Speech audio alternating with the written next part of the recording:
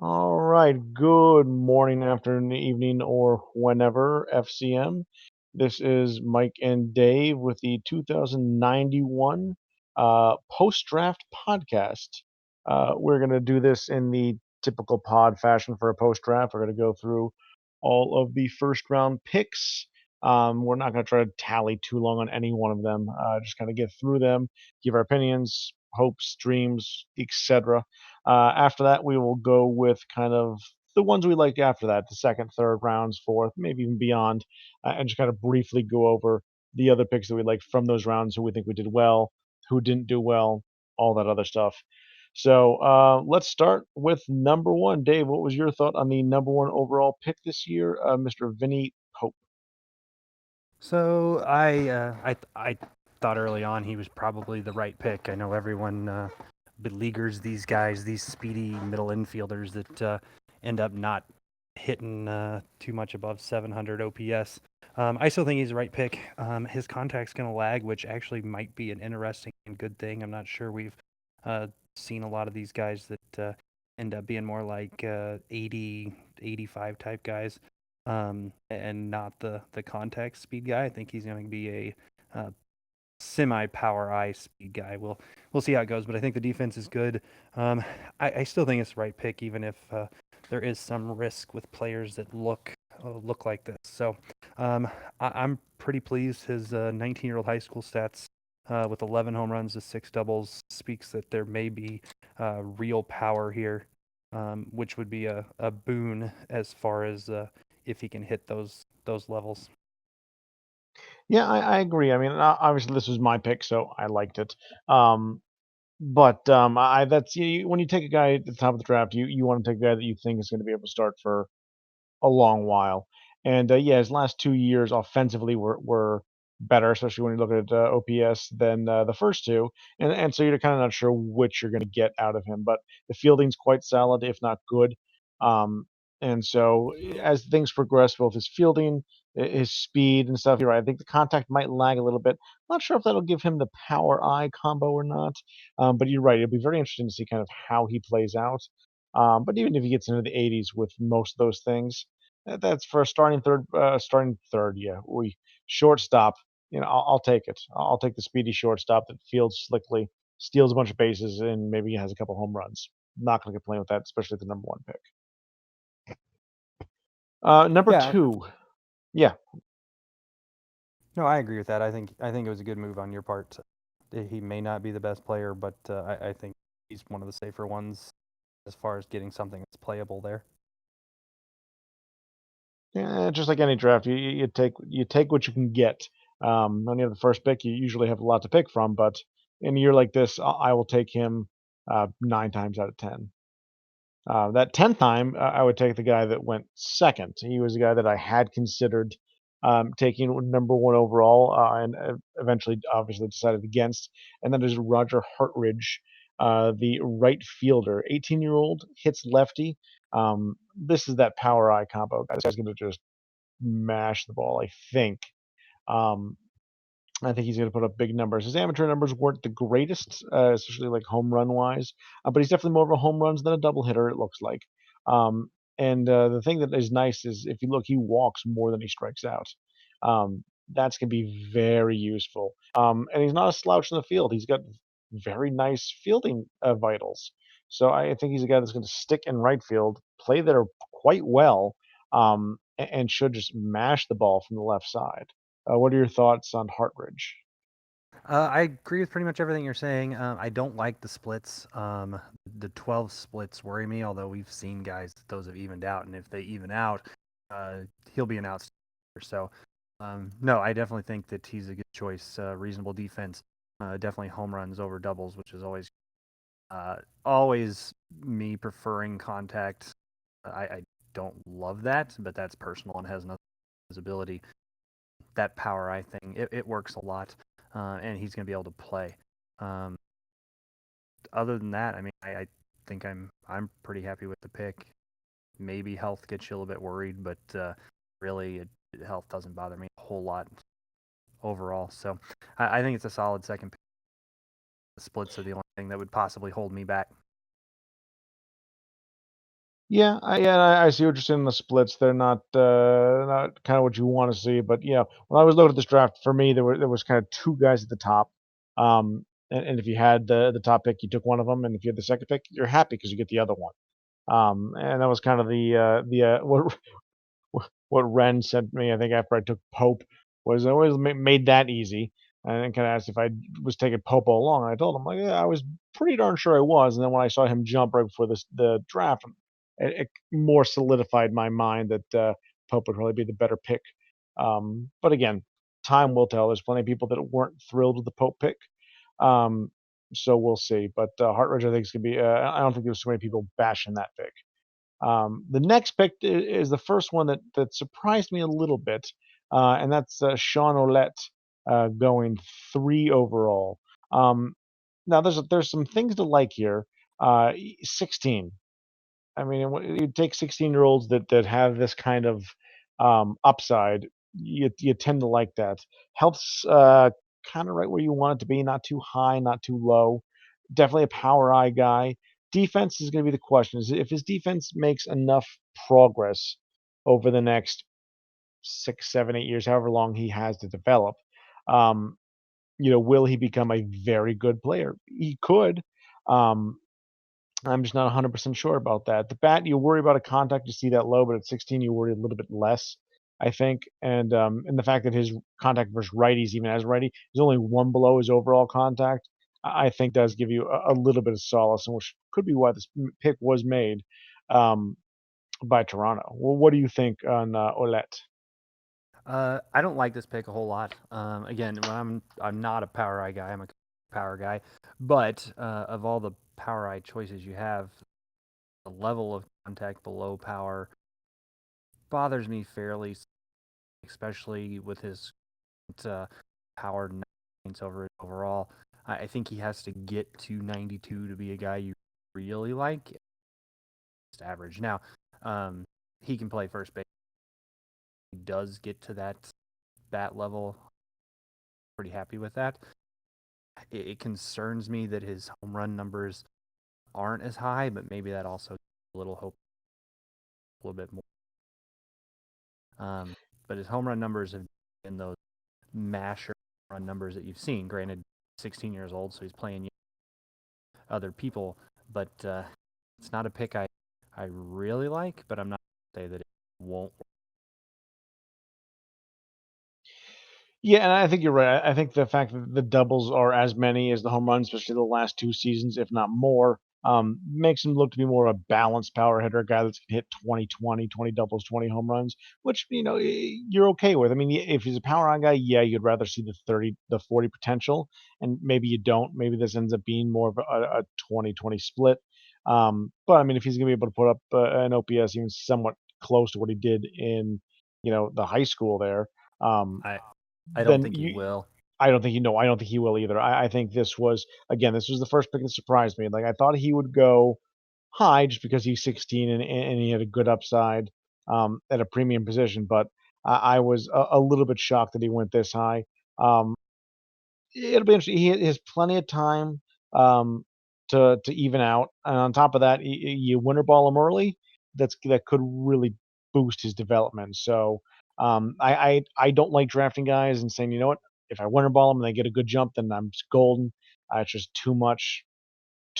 So, but Yeah, I just worry this guy's going to be a mid 700 to upper 700 OPS guy with low doubles, like you said, 20 doubles.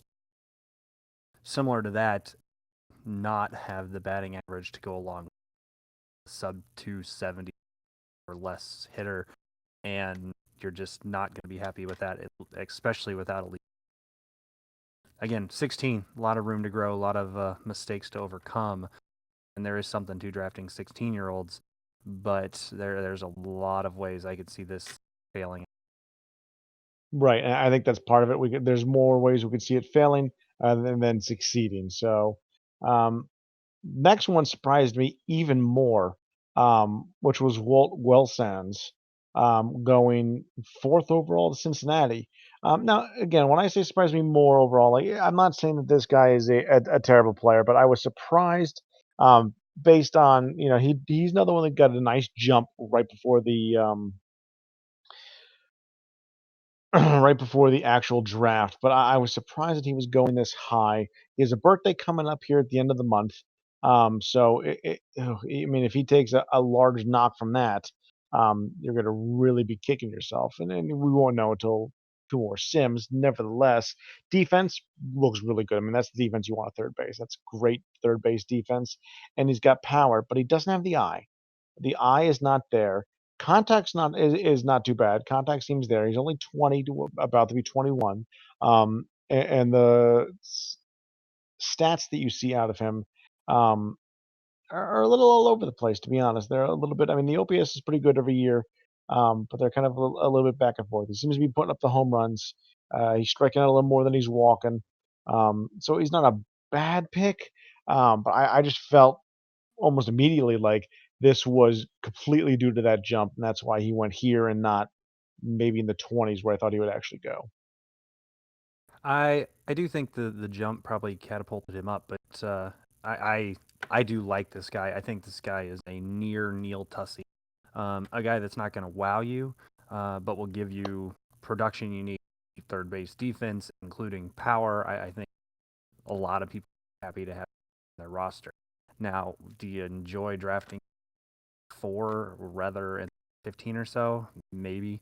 I know Tussey back several years ago when I drafted him, I think 5. He didn't look quite the same as this, but it wouldn't surprise me if Welsh very similar to that when it's all said and done, and a guy that you plug in and let hit home runs, play good defense at third base.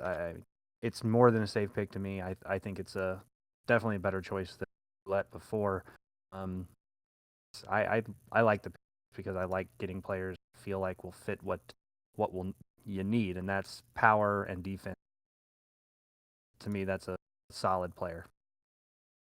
Yeah, yeah, I don't disagree with that. If that's what happens again, what I worry about is, well, I worry about everything. So we'll see. I think that it was one of those guys that had a really good combine and all of a sudden skyrocketed the boards, and I'm not sold that he deserves it, but we'll see. So And you're right. Minnesota, If he has a hold on one second, if he has a 6 point birthday drop here in the next 2 sims, you'll be we'll be looking at trouble. But if this only hits 2 or 3, the odds of him being a 75 to 78 and 90 hitter. Otherwise, I think worst case scenario, you're looking at a 73-5 type guy with, and his eye probably will jump into that 60. So you're right that if his birthday drop hammers in, it might not be so great, but he's going to play. sure. It's just I think a matter of what level. And when you have a high pick like this, you want the high level. There's been plenty of us that have been burned by high picks that just flame out for whatever reason. So next, first pitcher off the board. First pitcher off the board this year goes 5 overall to Minnesota, and that is John McCowan, 18-year-old left-handed pitcher. That's right, I said a left-handed pitcher was the first pitcher off the board this year.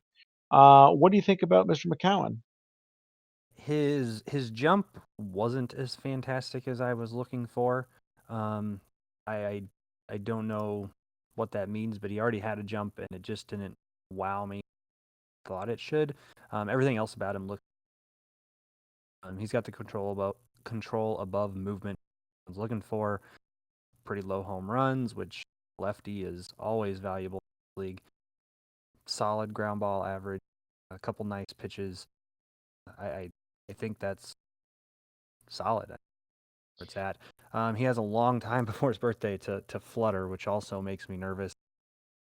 But no, I mean I think it's a solid pick if we're not thinking about it being a lefty. Although that jump that he got from 52.88 to where he is now just did not blow me away. Yeah, I mean, obviously, the bigger the jump, the bigger the hard on for the player. But to be honest, I thought McCown was one of my favorite pitchers in the draft. I didn't think there was any chance I was going to get him because I wasn't going to take him 1 overall. But he was potentially my favorite pitcher in the draft. I really like the look of him. He's the guy that's going to be that should be, mind you, should be. Um, that control movement type. His ground ball average is a little bit under that high mark. It's 45, but it might get up to 48, 50, get up to 50 with his fastball and curve. Like he's gonna be one of those pitchers that everybody likes to have. The only problem is for some is that he's a lefty. Um, I'm one of the few people that love left-handed pitchers, um, and employ many of them all over my team. So I don't have a problem with lefties like a lot of people do, but I think he is going to be one that, like, at 18, he turns 19 over the off season, so it's not too big a deal. As long as he doesn't have one of those random drops, like you mentioned, I think he has the potential to be one of those classic, really good pitchers. Now, do you get Salazar, somebody who out of Baltimore, or do you get something slightly better than that? I mean, even to get a Salazar, you should be pretty happy with that because that guy put up good numbers for a long time, and I think he's probably still even pitching somewhere on his 3rd or 4th comp bid, so you're Yeah, happy with this pick. I think I, so. s- I still think his home run numbers are the only thing that kept him over Wren, who we'll talk about later. Right, and you bring up a good point, something I didn't mean to mention is his home run totals were quite low. You Right, said and everybody's I gonna mean say, I "Well, think that there was a 10 season in there." Yeah, there's a 10 season in there, but there's also a 3 season in there and a 5 season. Like, I'll take my chance that he's gonna be more than toward the 3 to 5 than the 10. yeah, and I mean that's definitely what pushed him higher. I'm sure if you'd flip flopped his home run numbers with pretty uh, mask would have taken Wren instead. I Probably, yes. just looking at him, I believe that home run totals made this. Yeah, and I just not a bad way to help judge who you're taking over the one or the other. So next was the Mets, who took Carl Hancock, a 17-year-old left-handed left fielder. And by left fielder, I mean more DH than left fielder. Um, I think this was an interesting pick. This is a guy that was, let's be fair, I had a massive draft board this year. Even players that I knew I probably wasn't going to get, I had on there just because I over scouted. But he was on my draft board. I like 17, nice. Looks to be the power eye with solid contact. Um, it might not even be power eye. It might be the contact power with I just I a think he's solid eye contact after power. that. Yeah, I think he's contact And power, solid eye. I mean, yeah, you like that though. I mean, that's you want to see that the walks and strikeouts are almost even. Home runs are a little bit lower than I would have liked to see, but he's 17. He's hitting some triples, which good means he has a little bit of speed, or at least he's putting the ball just so deep in that gap people can't get to it. Decent double numbers, good OPS. I liked him. I like, and he's low health too. I mean, that means he will get injured a couple times a year, but those people with low health tend to scale a little bit better while jumping. I agree. And the Mets, they've really been putting a roster together, and I think this guy fills in. Assuming that he comes close to that peak, I saw this guy as one of the higher chances for that elite 90 type player.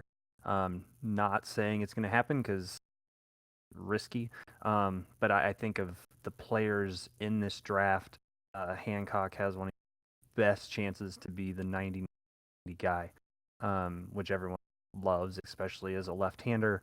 Um, his defense is terrible, but the Mets have drafted some solid defenders, surrounded it. If he can come in and be Thunder DH in the middle of the lineup, I think they'll be more than happy. Decker's done a really nice job there, and yeah, Hancock high on my list. Probably hasn't jumped yet this year, and that would make it even more impressive if he hasn't. It's always tough to say with some of these late birthday guys, but it possibly hasn't jumped yet, which could make it even better. As you alluded to, defense is the only thing. 7 splits are solid. I have hardly any negatives here. I guy that I think is worth over and over and over. Yeah, no, I completely agree. I mean, this is a guy that, when I'm saying I'm surprised about the picks 3 and 4, like I would not have been surprised if he went 3 or 4. Um, and we would have the same amount of praise for him at that point. So I think it's a great pick for the Mets at 6 because I think he could have gone higher. Um, but I mean, there's plenty of players I think could have gone higher, could have gone lower, and that's half the fun about doing a podcast about it. So no, I think you're right too about the Mets overall. Um, they're building a dangerous little team out there. So it'll be something that, yeah, that you are gonna have to watch out for um, in the very near future. Yeah, I mean, I agree. And if this guy gets to where he could be, they could be real dangerous because I don't remember if it was last year or the year before, but they hit some home runs. They're already look. It was probably the year before last. Um, but yeah, I mean, this is a guy that I probably would have taken two. I would have debated at one.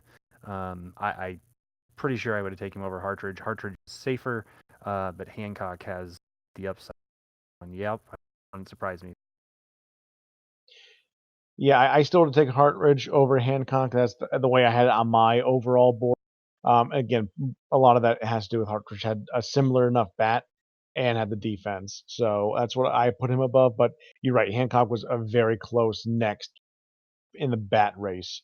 Though there's a couple other bats we're going to talk about shortly here too, that I like as much or close to kind of Hancock and Hartridge. So, but let's move on to Atlanta, who I'd swear was going to take Wren. I thought for sure Atlanta, Stang was going to take Shane Wren with the seventh overall pick if he fell that far. He didn't. Then he fell a little bit further. Instead, another lefty went off the board. So the first two pitchers off the board this year, left-handed pitchers, the shock across FCM as this happens. It takes Brian King, 18-year-old, another 18-year-old lefty. Who, again, another guy that I liked, but I had a number of pitchers much higher on my board than him. He was about in my top 10 pitchers, he was mid to low 10. Like, I can't remember exactly where I had him because stupidly I threw out my sheets after the draft. I'm like, I don't need these anymore. And I usually keep them for the podcast, but I had him like 5, 6, 7, like somewhere in that range. I like him. Home runs aren't too bad. Has more strikeout to walks, which I like. But overall, um, I'm surprised he went this way instead of one of the other pitchers. Yeah, I pretty much agree with you. I think the health is a look, but I definitely like Wren more than I like King. I did not like the jump that King got with just a +2 control with his +6 movement. I know when you're sub 50, it's not there, but the control movement wasn't nice. The power movement was there. I with a lefty, pretty sure you're getting that elite movement guy. I think, especially with he's got mediocre numbers. I mean that can be iffy. Change. I just not in love with it. I think there could have been others, but I mean he's not a bad player. He's a bad player. I just don't like that he had already jumped previously and that fall in love with the way he. Yeah, I think there was better pitchers still on the board. And you're right. I do look at numbers, especially with more I think with pitchers maybe than hitters, to kind of get a feel for where they might be, what direction they might be going. And his numbers, outside of the fact that he had lower home runs, his numbers just weren't ideal for me. So, and that's why he slid behind some of the pitchers that we're going to be talking about here shortly. Um, Now, the next guy was the guy that I swore they would take, and instead it goes to Texas, which makes me sad because I hate to see potentially good players go to my division, but, good players have to go somewhere, and lo and behold, look again, another left-handed pitcher. But this one, again, if you ignore, and again, maybe you shouldn't, that last season of his amateur season, you're looking at a guy that shouldn't have a home run problem. Um, but just to see a pitcher that I know a lot more people liked. Part of it's the high ground ball rate. Part of it might be the pitches being where they are, and part of it just might be that build. I know this is a build that I've seen fail and succeed, where the control and power are the same, and the movement's lagging behind. The movement's obviously going to start jumping, but how much does the control and power jump with it? And that's going to be kind of the tail of the tape on Red. Yeah, the biggest thing with Wren is he hasn't jumped yet. I feel comfortable with that he hasn't yet. He should be relatively soon, which will basically give the show away, I guess, unless he ends up with a type jump, and then we're player, which they very well might. King and Wren don't all that different. whenever I look at them overall, except just don't. I think they're going to be significantly better Ren King, which is a benefit. Both are lefties. Both, I mean, that lefty stigma. I don't know that I want him, but I think Ren will build out, look better, which increases value overall. Even though, I mean, there's a chance King might pitch better, but I think the look will go to Ren. Yeah, it's gonna be very. I'm sorry. I'm listening at the same time. I'm also counting how many lefty starters we had in a row to start this draft. I think we set a record that won't be broken because it's eight. Eight lefty starters were the first starters on the board. First eight of them were all lefties. Um, maybe it speaks to a weird draft. Maybe it speaks to people are finally starting to realize that lefties are people too. Um, or maybe it's just because they were the best pitchers. Who knows? But Maybe that's why everyone was talking about how terrible this draft was at the top. yeah, well, I think that it yeah, probably speaks a little bit more to that than others. But at the same time, for as terrible as it was, I mean, it was still a it was a solid draft.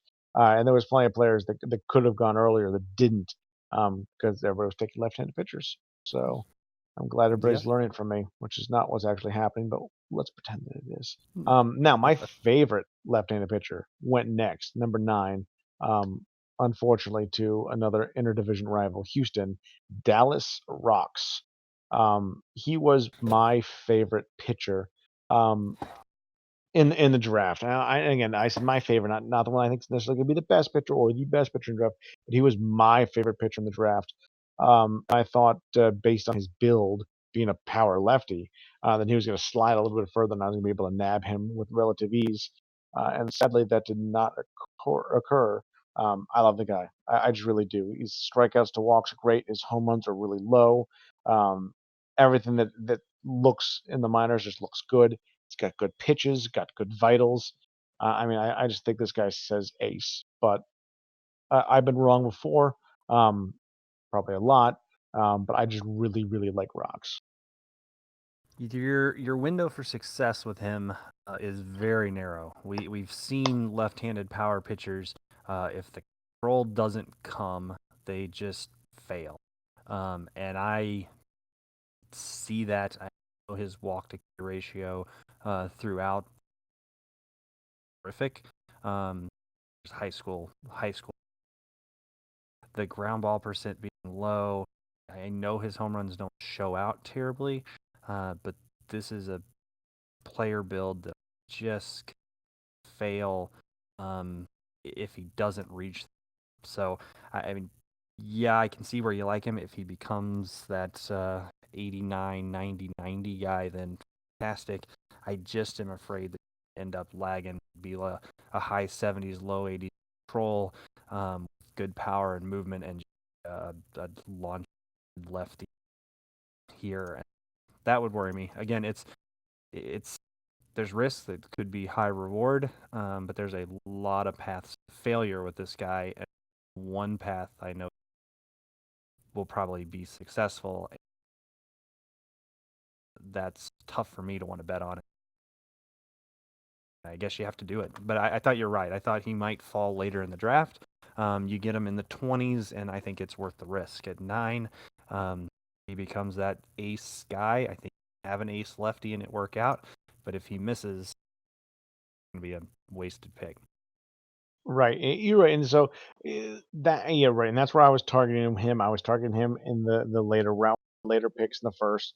But I mean, yeah, he's one of those. You're right. He's one of those guys that you almost want to shoot the gap on. You like you need to hit it just right, to kind of get in there and have him be what he's going to. He's a guy that type of pitcher I absolutely love, to take my shot on for whatever reason, good, bad, otherwise. Um, I think that again, he's another one that hasn't jumped yet this year. So I think that he's a guy that if he gets a big jump too, could make him look even a little bit better, and also will tell you kind of what his um, jumps are going to look like, what type of pitcher he's more angling to be. So um, it'll be interesting. I'll be watching him with morbid curiosity since he's in my division and not on my team. So next is Scott in LA took the best first base bat in the draft in Dave Goodrich. Um, Dave Goodrich is again one of those prototypical kind of power eye guys with a low contact, but he's a lefty. He's 17. His defense is you'll play him at first base and not care because he's going to hit the ball far. Health is kind of where you want it to be. Um, Amateur numbers, not the best. Not the best. There are some concerns with his OPS. There are some concerns with his actual home run out potential. Um, and his average was a little bit low. Kind of, these are the type of players I like to call Jekyll and Hyde. Like one season's great, next season's not so, then great, then not so. Um, but they're almost bankable type players. You know that more than likely exactly what this guy is going to end up with, and it could be at 17 just a massive stick for the middle of your lineup. Yeah, I like him. I think his I don't get too caught up in the minor league average. I don't really too much caught up, but the K over walk suggests his contact come up, contact power come up well. I not a player I'm in love with because he's a baseman down, but he has to be a massive hitter to be valuable. As it is always risky. They're there. Look back and plug in there, but I just one path to playing slugger. Got the profile for it, so the pick I come up and overtake his eye. I think his power will go, but if he doesn't become elite in those numbers, he's just a guy and a guy you can't do much else. So, kind of like the last pitcher we were discussing, narrow window. He's a lefty, 9 splits. That's okay. So those things are positives, but you're still looking at a narrow path to success, which worries me in the top 10. But if you're swinging for the fences, I mean, he's got a chance to be a good hitter. Yeah, I think he will be a good hitter, but again, it's one of those things where a bad jump, a missed jump, a big injury. There's plenty of things that could derail guys like that, and he might have a little bit narrow because his contact's a little low, and his eye's not. Could have been a little bit higher maybe, but I like him quite a bit. I think he's a guy that you definitely take a shot at, right around this range. I think he definitely went. I think we can even talk about that at some point too. What ranges and what players maybe should go or shouldn't go. And again, that's all relative. There's plenty of people that like certain types that other people just absolutely hate. But I think this is exactly the range that I thought he was going to go in, if not maybe a little bit higher. I had hoped he would go a little bit lower because he was a guy that I would love to have nabbed myself at 15, but alas, he went here at 10. I think a good pick. Next off the board, my buddy Dan decided to go with the relief pitcher, Greg Devitt, um, a young closer. Looks like he will stick at closer. That was weird. Oh, deck joint. Back. And let's mute him.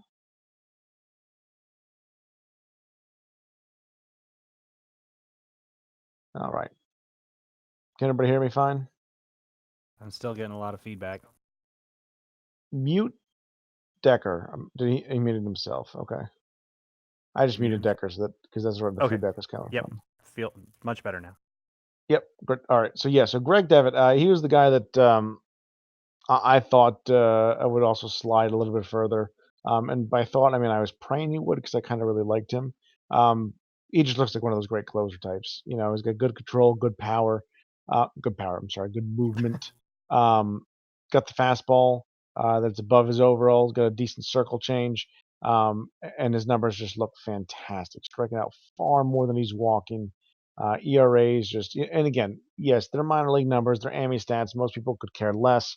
I'm not saying they're the all end all be all, but I do take them into account when I'm drafting players, or at least comparing players to other players. And his numbers were just amazing. So he was a guy that I absolutely loved. He was a guy that I know in my mock draft I put 15 to me. I thought that he would go a little bit further just because he was a relief pitcher. Most people, save those top 15, top 20 picks for people they're going to play every day. Um, but I absolutely love it. I think Dan's gonna be very happy as this guy's closing games for a long time for him. I think I agree with you as long as he is keeping him a closer. And a lot of talk, a lot of these starters hate to waste this guy there, although And it's I, funny. I I'm gonna have to text Dan too because apparently he's currently set as a starter, not as a closer. oh yeah, I see that as well. Yeah, Message him. I I like him as a closer. I think those K numbers compare him to innings pitched indicates that power might come up better and level stopper, which again in this league is about taking and yeah, I do it everything like this guy could closer, and I mean he might maybe even as high as a 2, but I think his value is higher. I love him as I'd leave him alone and see where he ends up, and I'd be quite happy where he. Yeah, I think this is just I, I I I hate to say a home run pick, but I absolutely love the pick. I think it's when you get a guy like that looks like this that you can't pass up on him. I'd rather have him Again, I thought than he would go a several of the. little bit later. I think there was some really good bats, some decent starters left on the board, but I don't knock the pick. I think it was great, and he I'd did already rather. notice that it was a starter, and he is marking him down as a closer.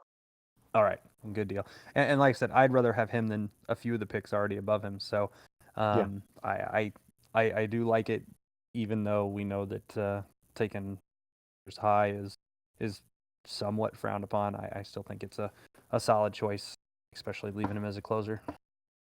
yeah. I always get yelled at for taking relief pitchers way above everybody else, but this year I didn't have to be, so that was great. Next one, another relief pitcher. So it was funny. Little insight into the draft rooms here.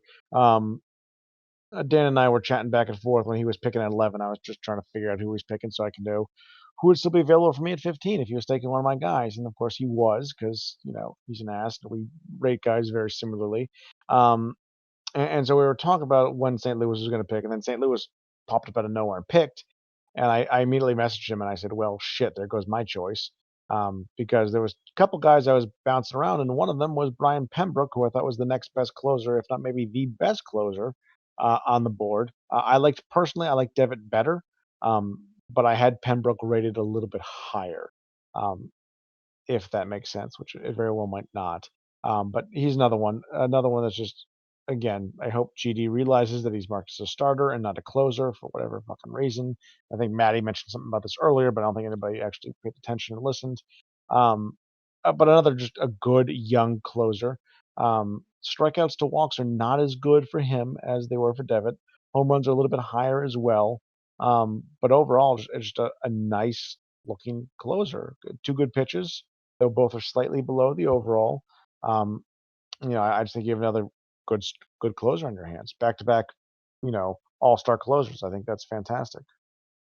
Yeah, and GD just sent his previous closer off to Milwaukee, and this guy could be similar to what he had before. So as long as he sees it, which I hope he does, I think he'll end up leaving him a closer. I think his path to most success is as a closer.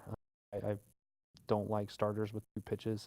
I know he may add another one, especially if you can, but I don't think he's going to get the power. He's going to be a wide control movement closer, but Yep. those guys can more than have success here. So I think he's a good choice. No problem to move relief pitchers as we've seen a real dearth of it across the league. I think there's a move for relief pitchers to be taken early and kept as relief pitchers, whereas previously relief pitchers had all been converted and you've been trying to work with whatever you have otherwise. Yeah. Yeah, and it's unfortunate. I wish people hadn't realized that because I was perfectly happy just piling up on relief pitchers all the time. But Now it's kind of it's weird when we get into the second round. Not that we're going to do pick by pick, but you look at the second round, and all of a sudden there was a run on relief pitchers. All these relief pitchers that I had marked down on my sheet as top third targets are all of a sudden going in the early and mid rounds of the second, and I'm just like, oh my god, everybody's making a run on relief pitchers. Shit, I need to get in on this, um, or do what I actually did and just take all the bats that were sitting there instead. Um, and it's interesting to see how relief pitchers go earlier and earlier every year. Um, Partially because the file doesn't have a lot of them, and I think also partially because people are realizing how vital they actually are. Yeah, lots of people are losing games at the back end. I know I've hemorrhaged games the past few years at the back end. Um, it, it it can just completely change your whole outlook. I do think people are finding the value and trying to build back there. Just like every league, it's still a follow the pattern, and it looks like some of your better closers, other than Milwaukee, who can somehow get every starter on the play, a great. Some of your other ones are seemingly helping playoff teams to championships. So I think it's a smart move. Yeah, I completely agree, and I think part of this was, and if you look at just the St. Louis draft by itself, he took almost all relief pitchers. So I mean, he's Oh yeah, definitely. he did. It was actually almost annoying because like he took one and then another, and then I'm just like, oh my god, will you leave fucking one for me, please? Um, which which I mean is good with the way he takes power pitchers. I'm sure he's got starting pitchers right. backed up. So if he keeps them all as relievers, he can be building that way. And at the very least, if you think about too, I mean, he got a nice for Onslow last year. He sadly did not like any of my players, so I couldn't get him. However, a bunch of these guys start to churn out into good relievers. If, and again, this isn't GD style, but if he were to start trading some of them, the capital that he would return onto himself for some of those guys, um, would be astronomical. I mean, it would be enough to power a whole team probably. So That's maybe assuming that's his idea, or some maybe he don't just bust and right. Well, it's a huge gamble, but at the very least, it's if that's his idea, that it's a fun gamble. Or he's sure. just trying to build one of those pens that he doesn't care because his bullpen's going to shut you down. So, which again, not a bad plan either. Now, first surprise pick, I know, well, in the mid-teens here. Obviously, we had some surprise picks either, but San Francisco um, moves up with Pittsburgh, which was not a surprise. Pittsburgh was trying to move down, but they move up to get Ricardo Alonso, um, which surprised me because again, this is another one of those guys I had targeted in that late 20s, mid 20s kind of range. Um, I mean, he's a pitcher that I liked, um, mostly because he has two things that I love: a high fastball and a high curveball. GB rate's a little bit low, really high control, good power, low movement. Movement's obviously going to jump above the overall, probably the next jump he takes, whenever that is. Um, but his numbers, home runs are for the most part low. Some of them are up at that 9 range. That's starting to border on, and it's not gonna be high. I mean, that probably translates to mid-teens to low 20s, probably mid-teens in the majors, and that's fine. Strikeout to walk ratio, though, is what I really liked. He was striking out 70, almost 80 batters a season here, and only walking less than 20. And you put that together with his OBA and all this other stuff, like, I really did like him. If 21, I would have liked him if he was a little bit younger. Beggars can't be choosers. He doesn't have a birthday until next year, and but I just liked him. I liked him quite a bit. Surprised he went this high, but I still liked him. Yeah, so I was talking Y guy, which I'll finish this story later in the draft. I was talking to Y guy, and we were trying to discuss a couple players early, and Alonso was there. Mostly, we were talking about because there seems to be this stigma with high endurance starting pitchers, and so and we think that's a thing, and I kind of looked at I think Cluet and a few others and thought, no, if you get the elite level player, endurance doesn't really matter. But it seems people get a little put off by those 90 plus endurance guys. Um, I think your starting build is fantastic. I'm not really sure how you look at Alonso and get super scared other than the he's the same. I mean, his birthday was in January, so I could have had one of those off-season jumps, but he hasn't jumped from anything that we've seen. I mean, I know his career scouting bar suggests maybe he's already jumped, um, but I don't know. Solid, I would sell that. His high school stats are fairly ridiculous. K's to ratio and suggests that he'll be a power pitcher, and if that control comes with it, have a for an level starting. Um, he does have concerns with his third pitch being 24 and 5 behind it. Obviously, low ground balls and lefty, so I can make negative scenarios. Again, most of it's how lefty has narrow window of success. So I can make some excuses to mark him down. I think he's a good pitcher. When people are talking about 70 health, I like that. So I I, I like Lonzo. I actually didn't mark him. I think mostly because he's a lefty, and I just worry about that narrow window, low ground guys. But man, I like everything else about him, and I think the right thing to take there, especially over what we'll talk about later. Yeah, no, it was again, it was interesting that somebody traded up to get him. Um, I mean, I wasn't. Yeah, I was. I'm not. I was surprised. I was a bit surprised, especially since some of the righties we're going to talk about a bit later here. I thought would go much higher than they did. I was kind of surprised that some of them dropped to where they did. But again, he was a guy I was targeting late first, top of the second. So to go 13th overall was a bit of a shock. But Oh again, wow, that there's no way that guy with his look would ever have fallen to the last of the first round. I mean, you get that kind of control, power over movement. I I guess honestly, I'm surprised that it went this late. I think lefty held him down, and age. I think age and lefty held him down, but I didn't think there right. was any chance he was going to make it into the four range. And the age in leftyism is what I thought was going to knock him down into the range I thought he was going to end up in. So you take a little bit off either of those, you make him a righty, or you make him 19. Sure, he would have gone in the top 10. But being that he's 21, turning what 22 in the off season, and that's so I thought that would give people some pause, and it didn't, and that's fine. Again, I think he's gonna be a good pitcher, but that's just what I thought might happen. Will ooh, Jimenez? I'm gonna go with Jimenez, spelled I think differently, that's right. but fuck it. So I'm gonna go with 17-year-old left-hand first baseman. This was a guy I'm pretty sure Mass was trying to trade. And he'll tell me if I'm wrong. I know he will. Trying to trade up to take. I know he'd been in talks with a bunch of different teams to try to trade up into this area, myself included. And I'm thinking this was his target because after he was taken, he stopped messaging me about my pick. So I'm assuming that this was the guy that he was after. Um, Prototypical power eye lefty. Uh, no defense, so you stick him at first base or DH and hope for the best. Um, but I mean, you look at and again, a little bit different for hitters than maybe pitchers. But you look at those numbers and you're like, oh Jesus, the OPS, the slugging, everything is just phenomenal. Um, but the home runs and doubles are close. There were, the last year he had more doubles than homers. Every other year they're within one. Uh, so you wonder, is he gonna be a pure power hitter, or is he gonna be that combo double home run hitter? If he's that pure power hitter, you love him. If he's that more combo hitter, you're probably a little bit disappointed in how he turns out. Um, and again, he will smoke righties. Um, but I'm not sure he's gonna be good enough to play against lefties. And again, maybe you don't care. Maybe you want the split.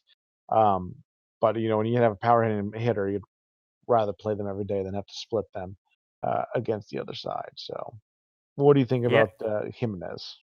I think he's a slightly worse fielding Engelbrecht. I Mm, I I think he's gonna be a solid player. Engelbrecht, I was looking back real quick and looked like he was a pretty consistent. It always ranged between 30-30, 20-20 guy. Wasn't that elite. So I mean, I would look at Engelbrecht. If he gets there, I think you're more than happy. His defense is better than space Goodrich. He's more than adequate to be a first baseman. Not as much just a DH.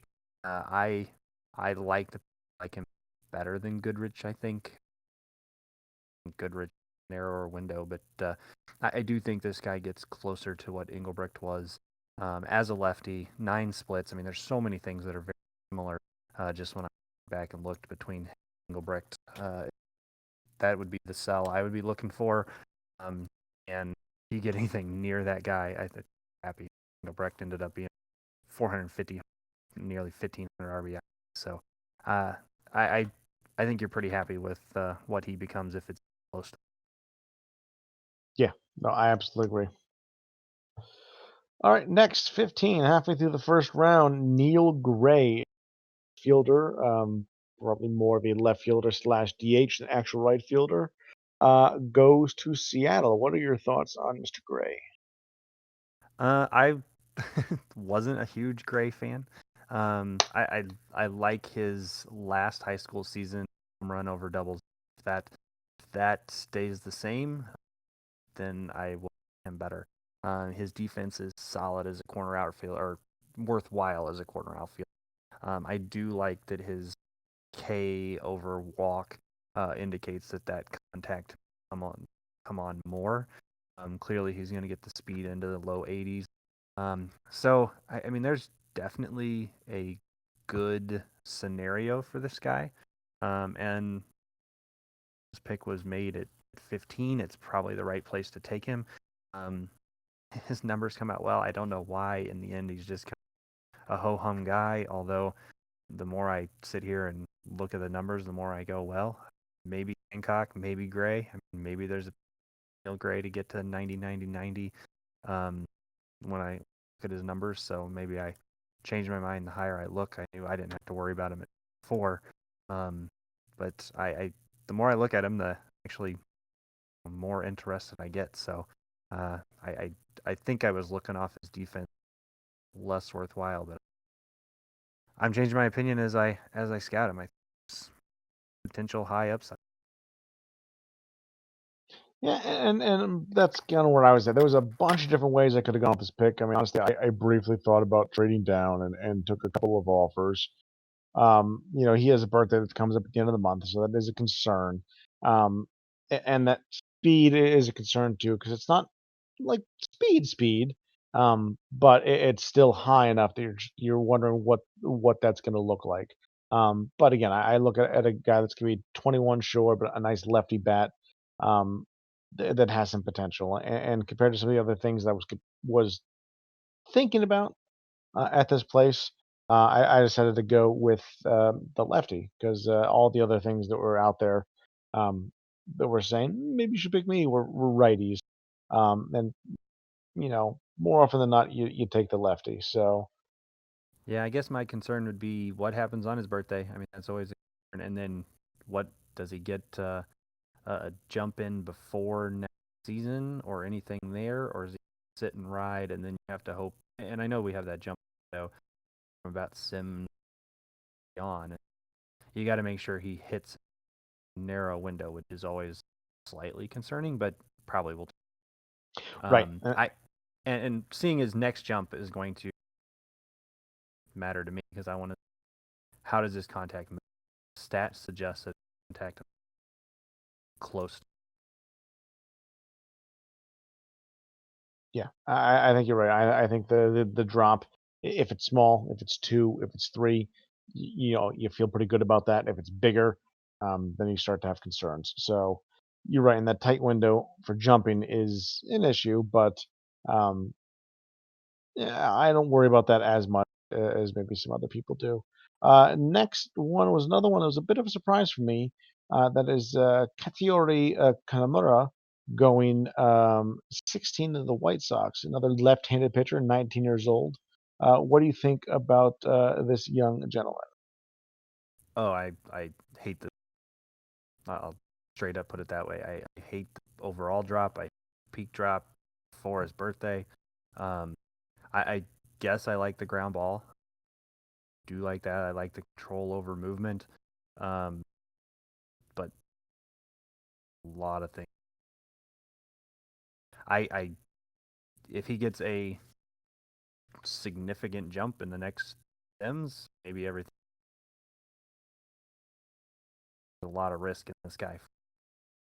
I I had this guy marked off on my as a player I.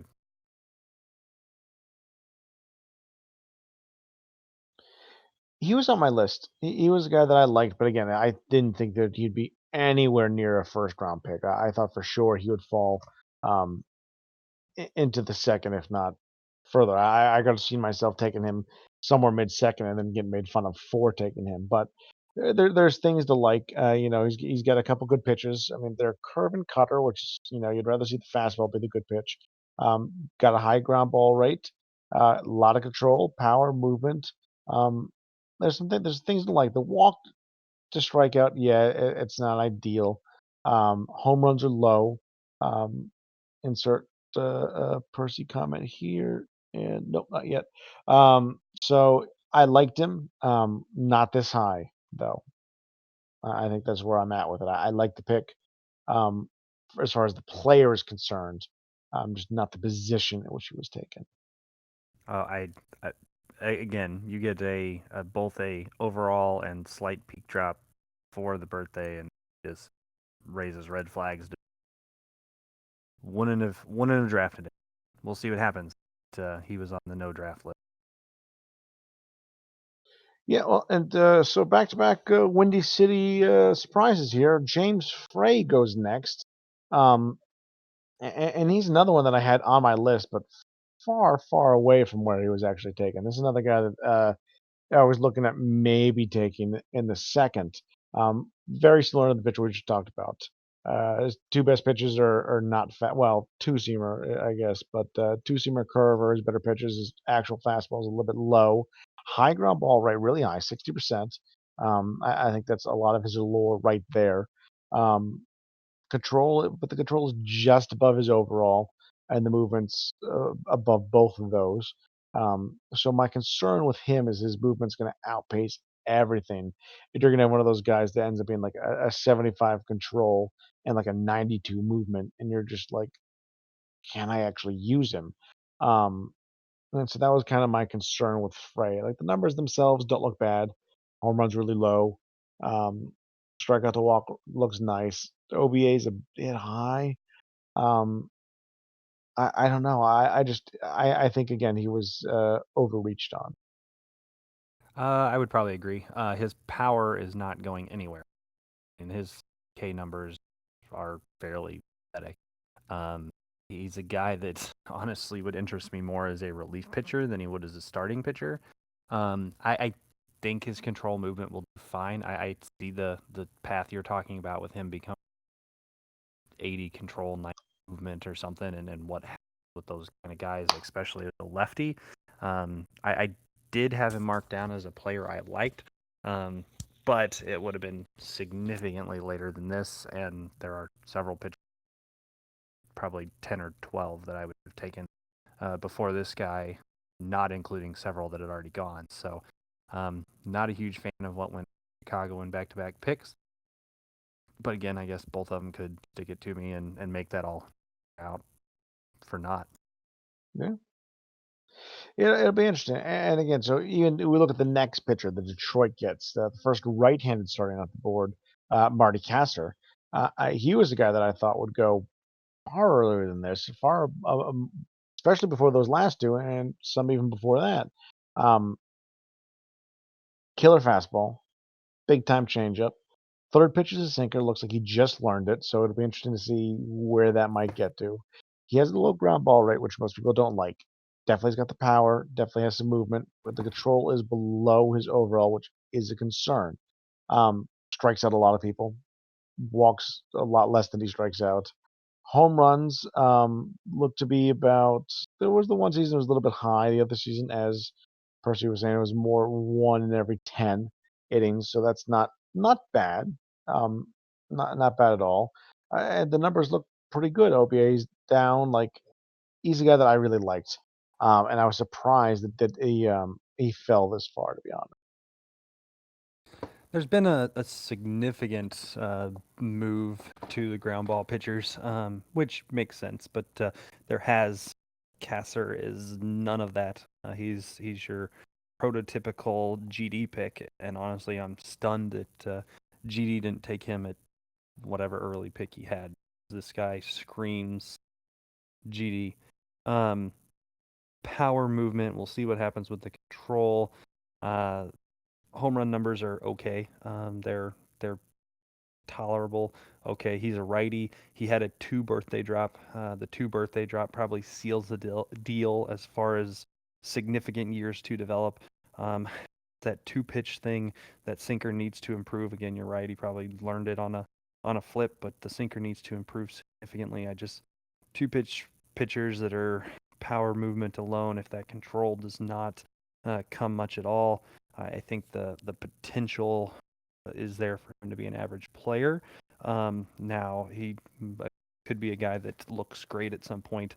You get a quick sale on him and make a profit. You'd know all about that, right? No idea what you're talking about. But make a quick profit on him, and I could see that because there are definitely things he looks. It's just I'm a little surprised that GB took him and not. You're right. It's weird the other two-letter took him. But let's be fair. GB has a nice knack of finding the right pitchers, and then nobody really paying attention to who he's drafting. And all of a sudden, he has all these aces on his hand. You're like, why is Detroit so good? And they're like, oh, it's his pitching. Well, where did he get the pitchers? Oh, he was drafting him in the late first round, and y'all just fucking blinked on him. So it doesn't surprise me. The GB took him. I think GB sees a lot of what I would hope to get out of him myself. Um, but again, I'm surprised that he went down this far. But I think he's going to be pretty good. I think he will. Next is Oakland. Oakland went a direction that I did not think Oakland would go and took another third baseman. They're loaded with third basemen, and yet they took another one, and John Barnett. Um, Now, this is a guy that is going to be, I think, not a prototypical type third baseman. He's going to have solid defense, not great. He's going to have a big arm, okay range, okay fielding. But I think he's going to have really high contact and a really nice eye, but just not a lot of power to go with it. So it'll be very interesting to see how this bat develops and how the glove develops, and where you end up sticking him. Is he going to be a third baseman? Sure, probably. Does he make more sense at first? Not if he's not going to hit the home runs. So very interesting to see how he progresses and where he ends up when he hits the majors. Yeah, another selection I'm not high on. Although there's been a lot of Doug picks I've never been real high on, and then a lot of them are turning out pretty nice. I look at him. I look at his minor league numbers. I think the power may be there more than I think it's going to be. I still think he looks like a contact eye player.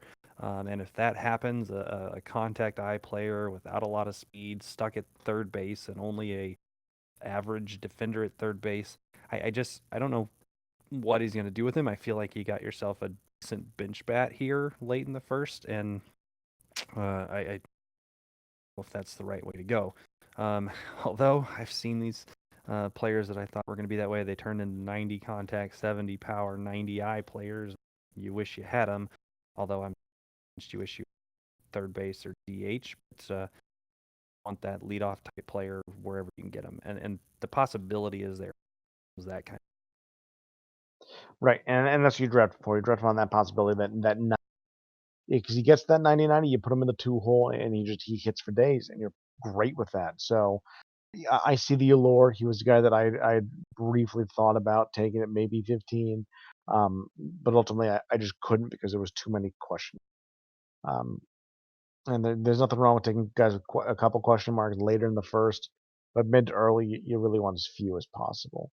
And again, we talked about how some of them were much more than should have been early in the round.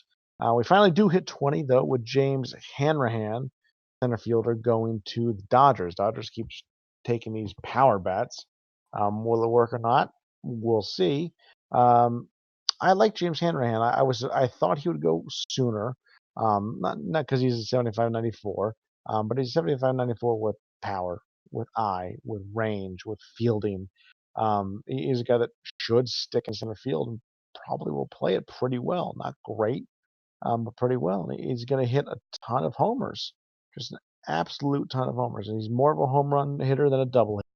He's got crazy good ops or OPS. Like he's going to crush. I think the concern with him is same concern that everybody has. Where's that contact going to end up? It's at a 62 now, 60 versus righties, 69 versus lefties. So it's not ideal. Will he crush lefties? Oh, probably. He'll crush them for days. Will he hit enough versus righties to be an everyday starter? That's the issue, and I think that's why he slid as far as he did. Yeah, no, I think the contact is completely chased people off.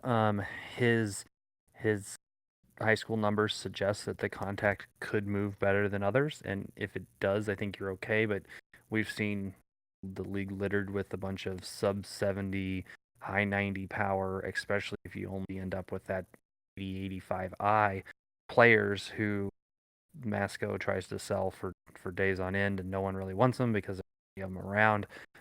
So that could be a thing. I think he'll be able to hit. I mean, obviously, legit power numbers. I think you'll be able to, but that contact has to come.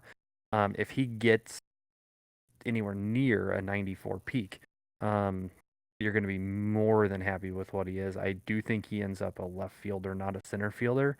But I as long as his peak even approaches what it's showing now, I think people will be upset that they let him fall this far. But I get why the concern's obviously there, especially for a person myself who likes contact. I like strikeouts, so I contact. So I get that concern. Definitely the value is there at 20. I think it's the right pick to make here, and I am kind of interested to see how it goes. But I think there's more than one path to him becoming an okay hitter, to a great hitter, and I guess at worst you have a lefty masher, which again you don't really want to do with pick 20, but you know you have that locked in no matter what. Right, better at pick 20 than pick 10. That's for sure. And speaking of players that fell, and in this case maybe should have, Craig Fowler falls all the way to 21, 19-year-old right-handed pitcher. Um, no, another guy that I think I had mocked going much higher than he actually went. But again, the more you look at him, the more you're not overly surprised that he fell to where he fell to. Maybe I'm wrong, but he's a guy that looks to be that. He has that build that some people like. I generally like this build. I did not like him. He was one of the few pitchers that up top was not on my board. Um, Even though strikeout to walks pretty good, home runs aren't bad. But there's just something in there I did not like. I mean, I like the fastball, curve and change are right there, just a little below the overall. Like overall, he's a pitcher that I would generally like. Um, I don't know. I For some reason there was just something that said no, not this guy. Don't put him on your board, and he wasn't there. Yeah, so here's the story. I was talking with Y Guy at his pick 13. He was discussing Alonso versus Fowler on which one he wanted, and I was very against Fowler. I just thought very low ground ball rating, home run numbers that are I think are fairly concerned. 8 and 4 innings pitched. Strikeouts are there, so I think the power's there. I think the control will be okay. But again, you got to be shooting for that elite level starting pitcher, I think, for this guy to have success, especially with the ball number. I got one a few years back in Frank Westlake. Surprise me if he ends up for that. He's a guy that you use as a 3-4, especially if you have a park that'll play that way. But I was definitely Alonso over Fowler. Still not in love with Fowler. Again, as a righty, there's some potential there, but definitely huge fan. Yeah, like I said, he wasn't on my list. I just there's something just sticks out that I wanted to stay away from. So next guy was on my list, and I was surprised that he fell as far as he did, and that is Adam Toswell. Um, I mean, he's the guy that I thought for sure would go much higher in the draft. I mean, he looks like he already jumped this year, which may be a concern for some people. Um, Home runs are maybe a little bit high. Looks like he's averaging 6 to 8 innings, so not the greatest. Strikeout to walks pretty good, but he's a righty. High control, high movement, powers at his overall. So he looks to be one of the prototypical controlled movement guys that everybody likes. Got a great fastball. Got a bunch of other pitchers that are right about there. Not great, but pretty good. Looks like he'll have a great fastball, good changeup, and an okay two-seamer slider. That's good pitch repertoire. Ground balls at 40. Yes, you would like to see that a little bit higher. Um, I'm just surprised that he slid down as far as he did, especially considering some of the pitchers taken in front of him. Yeah, and I thought hard about this guy. I looked several times, thought, okay, this is a guy that might make it to 24, especially as he kept falling. Um, Obviously, have a concern when I look at his career scouting chart and see that dip. And then birthday, I mean, not until September, but with already jumped, there's a lot of way he's got to hang on until then, and then you got to hope he doesn't drop any more, one or two. Now, if he hangs on and flattens out with a one or two drop, I think you're really excited. He could be, but otherwise, don't. I, there are enough concerns that this guy could flame out completely. He could definitely be one of those guys that makes a solid rotation, but of the players, I mean, he's one I could fall off that cliff and done early, and I somewhat try to avoid them. So I had figured out ways to write him off my list, but he was definitely someone I was staring at for a while. Yeah, I took a long look at him as well, and I liked him. But I went mostly offense in this draft for maybe obvious reasons, maybe not. Next, a guy that I would also have taken at 23 if I had stayed there. Phil Edwards, young left-handed first baseman out of, it doesn't matter. 19 years old, typical power eye guy. Um, Lower health, no defense, okay contact, pretty good amateur numbers. Um, yeah, I mean, I liked him. He was a guy that had I stayed at 23, he was the guy that I was targeting there. I instead had a chance to trade down and pick up some more picks, which I took. But I like him. Again, he's not going to hit versus righties. He's going to be a lefty against lefties. He's going to be probably just almost a platoon guy. But with the right jumps, with the right progression, you might start him nonstop. You might just let him go. But I like him. I like this big young lefty. Looks to be a big hitter. Nice pick, I think, at 23. Yeah, his minor league stats don't suggest that his contact's going to stay low. He doesn't just he looks that way initially, but it doesn't seem like a guy who's going to be a low contact power eye guy. If that contact moves and starts to catch up, you may end up with like a 70, 90, or I shouldn't say that low, but in the 70s, in the 90s, in the 70s type hitter, one of those guys. You could also still end up with like an 80 contact, 90 power, and the eye stays at 78. I think there's a lot of ranges, but it's pretty clear he's going to hit for power. He can be a first baseman. He's clearly a DH trender. Um, he's left-handed. He's got 12 splits, 11 splits, 12 on the power. But anyway, so there are a few knocks you could have him. He's already jumped. At least it looks like he's already jumped. I always never know how these defensive edits cause some jumps. That's just They shouldn't cause uh, jumps. okay. So then he's probably already jumped. So that's there. But I definitely this late in the draft, it's a solid pick. Should give you a lot of home run RBI production. Yeah, you're right, and especially in this part of the draft, you take the big bats. I mean, Matty builds teams off this all the time, where he basically takes the best bat available late in the round, and just lets them crush. Yeah, and this And if he does gets seem takes, like a Matty type pick too. yeah, and it's not a bad listen. It's my first pick of the second was a Matty pick. I'm just like, oh well, I'll take the guy with might be the best bat, and I'm fine with that because if he turns out great, and if he doesn't, that's okay too. But more than likely, those big bats tend to turn out, even when they don't turn out amazing, they turn out well enough that either they're good value for your team or they're good value for the block. Either way, that tends to be a win. A win. Jesus. I'm not tired at all. Next pick was a bit of a surprise, only because I thought he would slide a little. Well, thought and hoped he was going to slide a little bit further down, and that is your pick of Tom Lidovinsky, um, who I like. I like quite a bit. Phenomenal defense. I mean that's the defense that you pray to have at third base. I mean, potential Gold Glove type defense, like it's great defense, and a nice bat. Um, Big home runs. It's obviously he's going to be a home run hitter, not a double hitter. Eyes a little bit low, which me and other people generally knock on people if it's a little too low.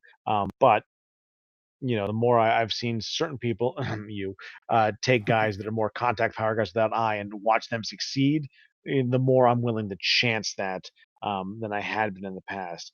Again, a little bit Jekyll and Hyde with the offensive numbers, but overall, I like this guy. This is a guy that didn't grow on me until late in the scouting process. He was a guy that wasn't really on my board until honestly yesterday, maybe Friday, when I was like, "Ooh, no, I like this guy." And then as the draft progressed, I was like, all right, I got to see if I can't nab him.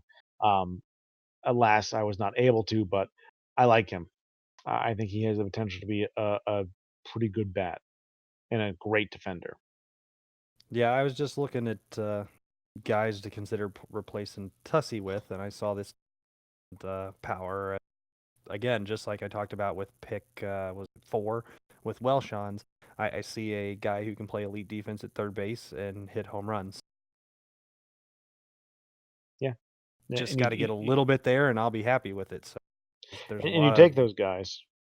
yeah, and I mean I'm more than happy to have had him here. I was looking at a starting pitcher that I almost took over him, who ended up going way later to Oakland, and so glad I didn't take him there because clearly a lot of people didn't like him as I did. Taking defense when I can get it. This league has pushed me in that direction, so I overdraft defense, go from there. So happy to have him. Was excited as the other guys went right above him. Yeah, no, you listen. Don't let people push you. They're right. You take the D as often as you can, and just hope the bat follows. Next pick on the board was Boston. They took Jose Reyes, center fielder. He was another interesting guy. He went. This might have been the only one. Oh, am I right on this? No, I don't think so.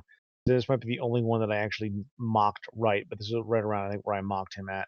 Um, Defensive first center fielder, young, 19, right-handed hitter, has speed, but it's not real speed. It's basically it'll help on defense speed. Um, so he's more of I'm gonna guess a contact eye bat with a little bit of power. Um, but I like him. I like him quite a bit. He's just one of those guys that I don't know. He caught my eye, um, and I think that if that bat progresses the way that it could with that defense, that he's going to be a very nice player. Not necessarily a superstar, not a guy that you're like, oh damn it, I really should have drafted him 5 or 6, 15, or even 20 overall. But I think he's a guy that could be a great player to have. That most teams would love to plug and play center field and then find a nice spot in the lineup for him. Yeah, I'm trying to figure out what I think about these high range, low speed guys. I think Andy, I talked a lot with Andy about this and trying to decide how speed come together to make a player more valuable. So that worried me. Everything else about him, I like. I agree. I think he's going to be a contact eye guy, um, which is good. I mean, I think this is a player everyone looks at. At at worst, a lot of people probably want him, but I think his potential to be a significant contributor with that level of defense, uh, as long as the actual speed doesn't hold that back as a fielder, which he can make a fine right fielder. I mean, an elite level right fielder if you decide to put him back. So um, I, I I think he's fine. I think Baltimore has some guys that look similar out. Um, so I looked hard at him. Um, Purely wasn't sure what to think about speed range combo, and maybe down a little bit on as compared to before. And yes, I was thinking of John Fisher Baltimore as something that this guy could be a slightly better version, although be less contact, more eye, but somewhere in that. Yeah, no, I think it was a great pick, especially this part of the draft where things get a little bit wonky at times. I think it was a great pick. So I also like the next pick, the Cleveland Eggs, Dave Mitchell. He was another one that I was contemplated honestly at 15, and it would have contemplated even harder at 23 had I stayed there. And a guy that I was not just like most people, there's always those guys you hope just drops a little bit more to you. And this is one of the guys that I'm just like, oh, if he could, that'd be great. Drop a little bit more to me because I really like him. Um, Now there are some issues. Defense is very good. I think he's gonna be a very good defender. Second base is probably where I would leave him. Though I think he'd play third base as well, if not maybe a little bit better. But I think his bat's gonna be more of a second base bat than a third base bat. I don't think he's gonna have a lot of power. I mean, he looks like he might be a power eye guy. But for some reason, I think it's gonna be more of a contact eye guy with a little bit of power, and a little bit of speed, and it's kind of one of those nice overall bats. Not a guy that's like, I got 90 contact and 80 power and 90 eye, like you love me, um, but a guy that's gonna have those mid 80s, maybe upper 80s stuff. Somebody that's not real flashy, but just goes out there and puts in a very good season after season with good defense and a nice lineup bat.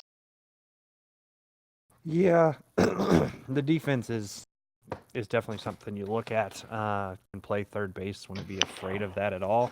Um, the nine splits with the righties 9 under contact, that would give me a little pause. He's got a profile that suggests maybe doubles over home runs. Um, Definitely enough Ks here to think that the contact eye might be out. I think the power will be okay, but I think it's going to be more gap power. Fine player. Matty has getting guys that I go, but then he works on them pretty well. So I think this guy will turn out fine. His defense obviously drew me in. We talked about that before. Just didn't like his offensive profile, especially with the nine splits favoring the right side. Obviously, I think that's why he's at 26 instead of much higher. But probably a solid player, not a guy I really. Right. I agree. I think he's a good everyday player, maybe not an all-star. But again, this part of the draft, I'll take those. I'll take them. Um, Next was Stu Torrey going to San Diego. Another one. Another guy that I liked quite a bit, but was shocked to see him go this high. Um, 20 years old. His birthday will be coming up in the off season, so turn 21 in the off season. So nothing I have to worry about right now. Um, Good slider, solid curve, okay fastball, high ground ball rate, 65%.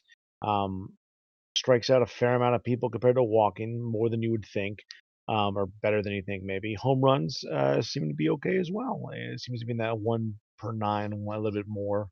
That last season was 1 per every 30. So um, I like him. I was surprised he got taken this high, um, just because usually guys that have this build or look like this that are 16 or 17 go this high as somebody just reaches down and grabs them because they won't be available by the time they come back around.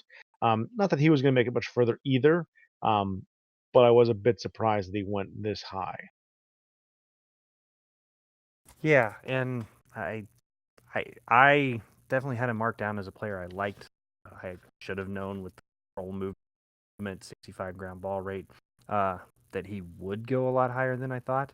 Um, there's a lot to be fine with here. I mean, probably have that huge 90 low power 90 player, and he'll be coveted. He'll be successful. While people would like him, he's a player. I think probably being taken.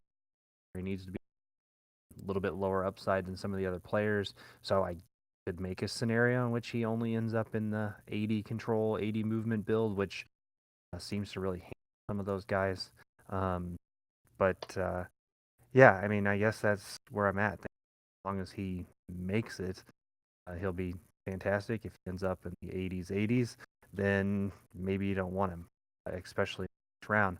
But clearly, he's got the build you'd like to start with. He's got minor league stats that are more than adequate. Not a lot of negatives there. Right. And I think that's why he went where he went was the lack of negatives compared to some of the other people that we've seen and will see. But again, I was still a bit surprised. I saw him more as a second round talent. But again, most second round talents, a lot of second round talents get picked in the late first because, again, they're not going to be there by the time that team comes back around. So if a team really likes a player, they grab him, and there's nothing wrong with that. Uh, Wilson Chase, next relief pitcher off the board. Not the relief pitcher I thought would go next off the board, um, but uh, um, but Florida comes along and grabs him, and you can see why. Good control, good movement, high ground ball rate, um, and kind of on in that weird middling day. Do you leave him as a closer, or do you try to convert him to a starter? Personally, most closers or relievers I leave alone and don't try to convert. I think it's silly when they people convert a lot of them. Some of them, sure, but most of them doesn't make a lot of sense. Strikeout to walks pretty good. Home runs really low. Stats look pretty good. Worried about the fastball. 13 below his overall. Curve is only 6 above. So if this is a guy that relies heavily on his curveball and not as much on his fastball, there could be issues there. Health seems to be where it is. I like the pick. Again, surprised he went this high.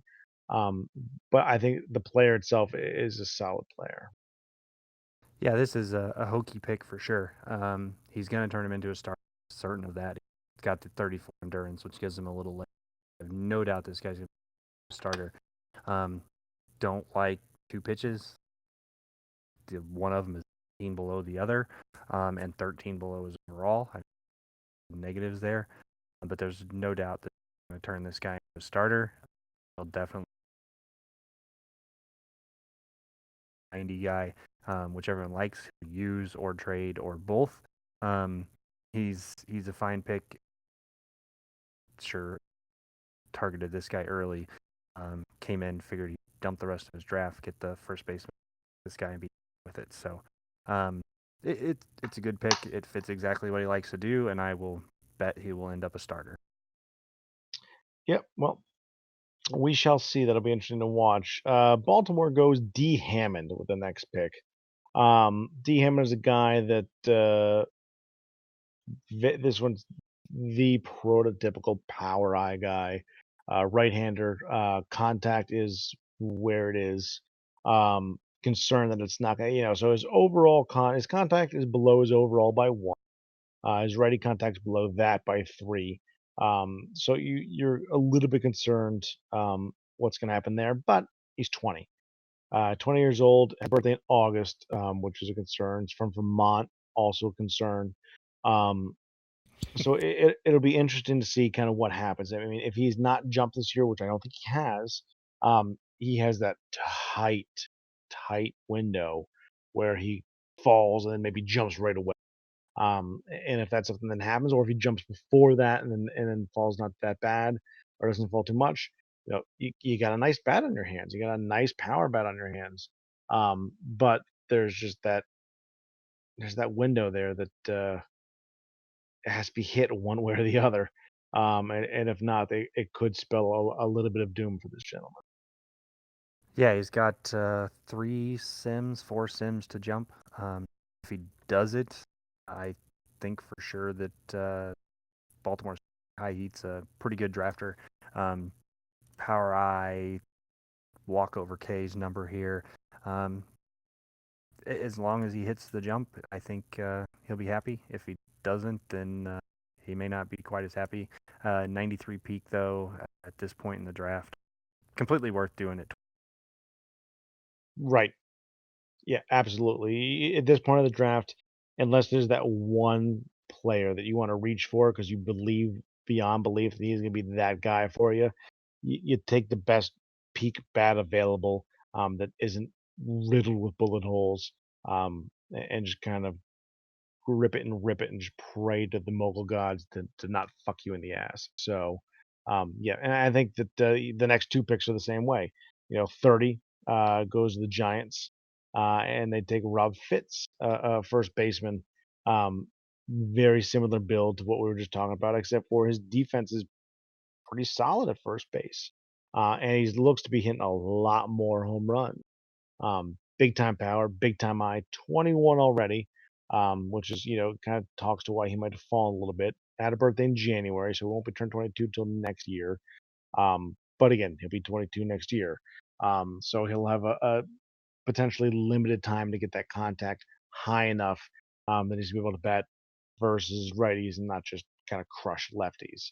So, um, and his career scouting is interesting the way that it's kind of tearing up for the overall, but the peak's kind of just sitting where it's at. So it'll be very interesting to see how he progresses. But again, big power, big eye, fuck it, take it. The only other concern with him is his really high health. How much of that is actually affecting his overall and his peak? Time will tell. Yeah, 11 splits to the right side, and clearly power eye. I don't know if this guy's contact will be more than adequate. He can play enough scary aspects to him. I don't know that I want him, but power eye, you get one of those guys ends up 90-90 or 70. You can get lots of. So there is definitely a path. Yeah, there is, and again, this part of the draft, you take the bats. Next pick, you start looking to the second round, top pick there that I took, Kipnis, same thing. You take the power bat and you hope for the best. Um, but again, that completes our first round coverage of this year's player draft. Um, if you have players that you saw in the other rounds, you had the second or third, or teams you saw that you think did really well to select some of those guys, or guys that just stand out in general in those rounds. Yeah, I haven't looked at teams individually. I know for pitcher went to New York early on. I liked. I also thought he's to Minnesota stellar. I liked Urquiza. I liked Tilo. I thought those were good. Surprise, surprise. Another relief pitcher to us who I also really like. I think you mentioned that, or can't really harp on that too much. And then the guy I was hoping to get in the second round is that Parapath, New York. I want a dynasty there in the East. Peter build team. Yeah, Hairpath was not on my list for whatever reason. I'm not really sure why. Again, part of it could be that just horrendous eye. The other New York Met pick I really liked, and I was kicking myself because I thought for sure he was going to slide further, and I was going to be able to nab him on quick, which had been Kindersley. Love that guy.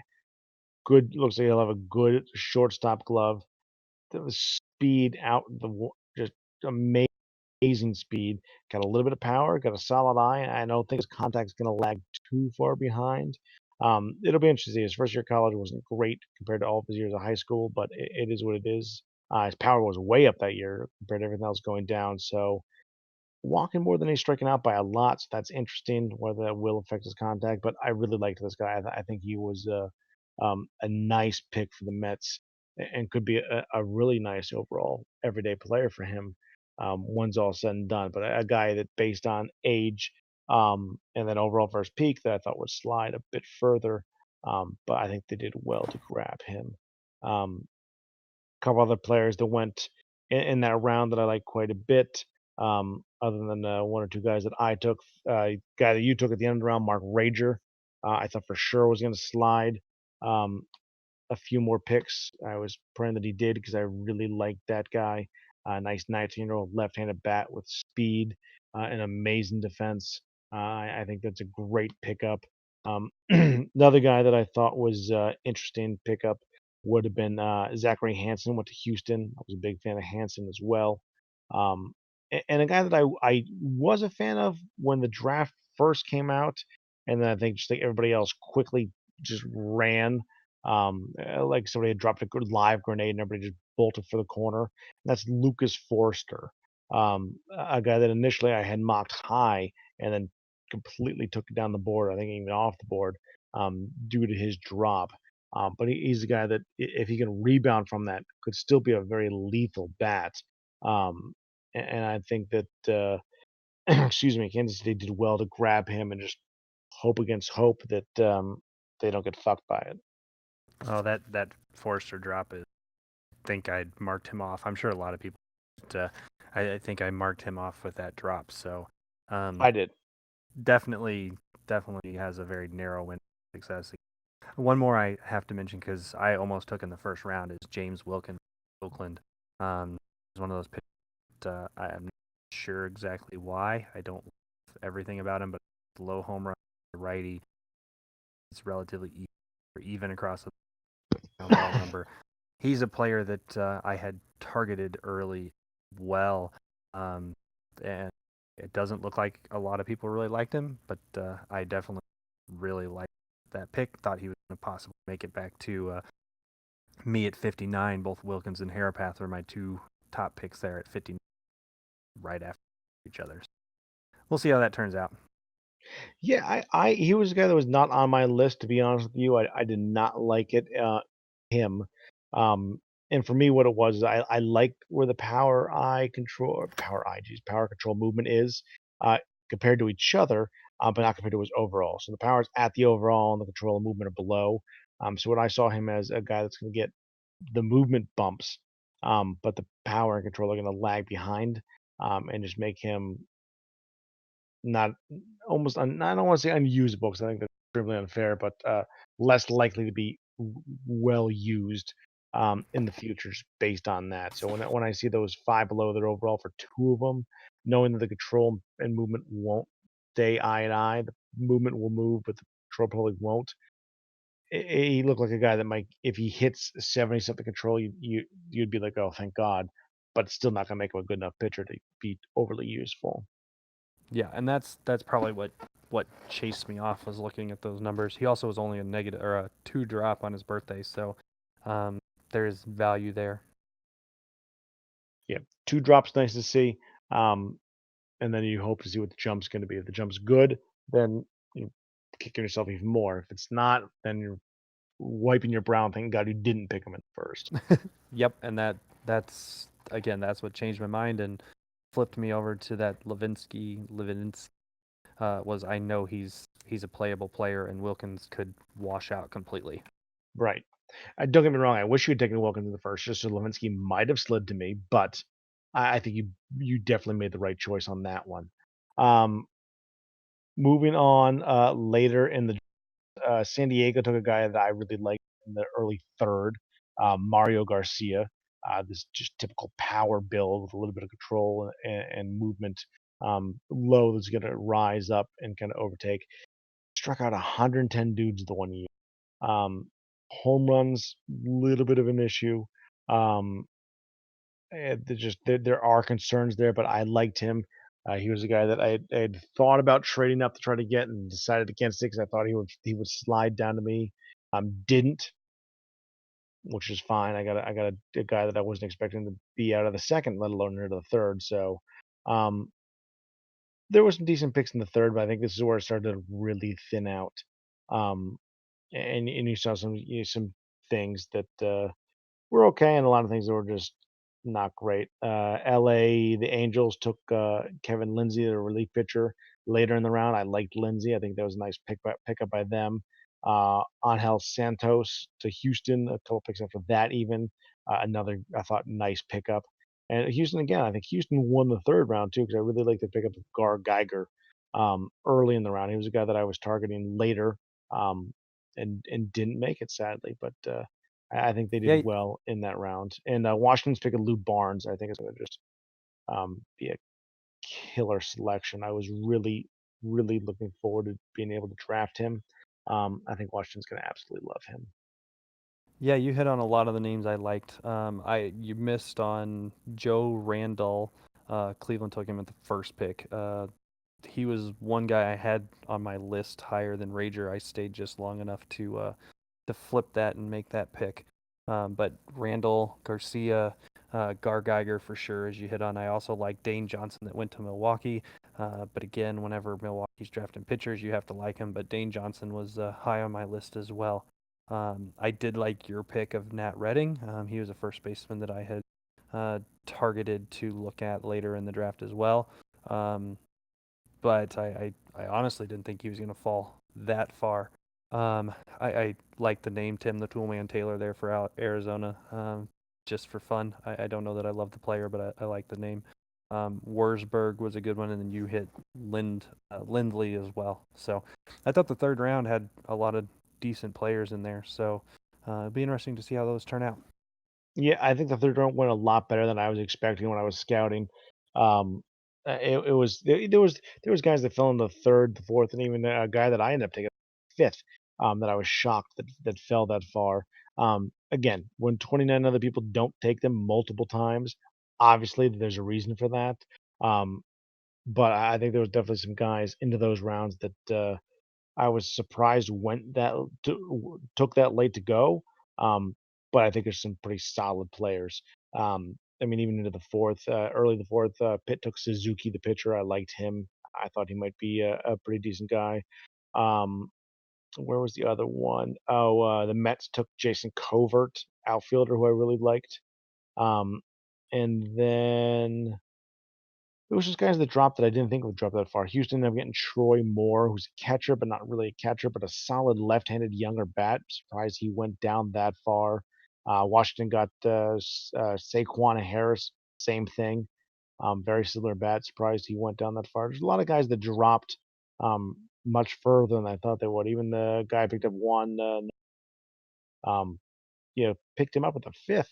Was surprised that he, not that he was a great player, but thought he would go a bit earlier than that. So it was interesting to see guys drop further than I thought they would, and a lot of pitchers go well before I thought they would. There's a couple times where just these runs on pitchers, and I think teams were just reaching because, oh shit, everybody's taking a pitcher. I need one too, and not really, thinking is this worth it? So it'll be interesting to see how. I think this third and fourth round, and even some of the fifth, might produce some better players than what would normally be expected from those rounds in a draft that most people consider not an overly deep draft. So, um, Yeah, it really fell off for me after this third round. Going into the sure. fourth, I mean, there's a few names that I followed, was interested in. Ambrose went to Boston, thought he had some nice look to him. Pudge to Cleveland, liked him a fair amount as well. But I mean, the list really fell off. I think Jose Tunin, Chicago. I kind of crapped on their picks earlier, but I thought Jose Tunin was a nice pick Yes, in the fourth I really liked him. round. So there were a few. Jason Covert, again, I'm going to talk about New York Mets. I feel like all I ever talk about is New York Mets, and Howard Fisher. But the names really dropped off, and beyond that, I think it gets shorter and shorter after that of guys that I liked. Although, as always, there'll be some come out of there that just surprise you. Oh, there's always one or two every year that you're like, how did I? And it wasn't you. It was literally everybody. And even the person that drafted him probably didn't see that. They just said, that's a cool name. I'll take him. So, yeah, I think there's going to be more players coming out of these later rounds that do pretty well than some other years. Um, and I think that just speaks to the weirdness that this draft kind of was. So, Yeah. I mean, definitely not the strongest of drafts that we've seen. I see lots of them that dry up right at the end of the fourth round, but I think this one was pretty dry by the end of the third, early in the fourth. yeah, I think a lot of people expected the dry up there, and I think it was fun to watch people offering $15 million a pick. Um, in that late third, early fourth, and you're just like, "Why?" And what Yeah, I was thinking, it was like, "Damn it, why couldn't I have, like, 3 picks and make a quick 30 million bucks and pay for Winterball for the next 2 years? That'd be fucking great." So, but then again, there were some targets I still liked there, and I would rather have picked than taken the money, but, you're right, it dried up quite a bit, um, as most drafts do, um, but yeah, it went strong, dried up quick, but there was still some talent that was taken after it started to dry up, that I think people will be happy with. So, definitely a any tough final draft. thoughts? Yeah. Overall, I mean, and as I was mentioning too, with what you brought up, with the people passing off huge dollars for later picks, was a bad draft to miss. It would have been a great one to sell out some picks as they got there. I was logging on from my phone when I was out and about and was just blown away by some of these offers. But no, I mean, I think it was a draft that decent up top or some good ones up top. I'm not exactly sure if I could tell you who they're going to be. Some more than others, obviously, as we went through that first round. Um, but I wouldn't be surprised if in the end it doesn't end up being quantity wise one of the better drafts. But it also wouldn't surprise me if we have some elite level quality players come out of this. I touched on 3 or 4 that could end up being 90, 90, 90 hitters. And you usually don't see multiple of those guys come in the same draft. So you could have a few narrow studs and then just a bunch of average guys other than that. So we'll see how it turns out. Yeah, I think you hit the nail on the head that I think there could be some very elite players that end up coming out of this draft. I think the best part about the draft is that you most drafts you know who the elite players are. Like you know that those guys going to the top 10 are going to be the elite players because everybody thinks that again not everybody's always right, but you think they're going to be because everybody's looking at them the same way. Like everybody, here's the guy that's going number one overall. Everybody knows it because that's the best player. Then you look at it this year and there's guys that could have been a bunch of different sleeper, 1 overall, 2 overall, 5, 10, 15, 20 overall. And some of those guys taken in the later rounds might end up being far better players than the ones taken earlier. And I think that just speaks to the way that this draft is. That the elite players weren't necessarily taken at the top of this draft. They might have taken in the middle of the first or later in the first, or maybe even somewhere in the second. Um, you'll get those bats, but you're right. I think they come from a much broader range than what normally is that top 10 to 15 picks. So Yeah, no, I think you hit it well. that's what they tell me. Anyway, so that is the draft pod recap for 2091. This is Dave and Mike signing off and wishing you good listening. And remember, if there was any errors at all at any point of this message, Jermaine will fix it in post. Good night.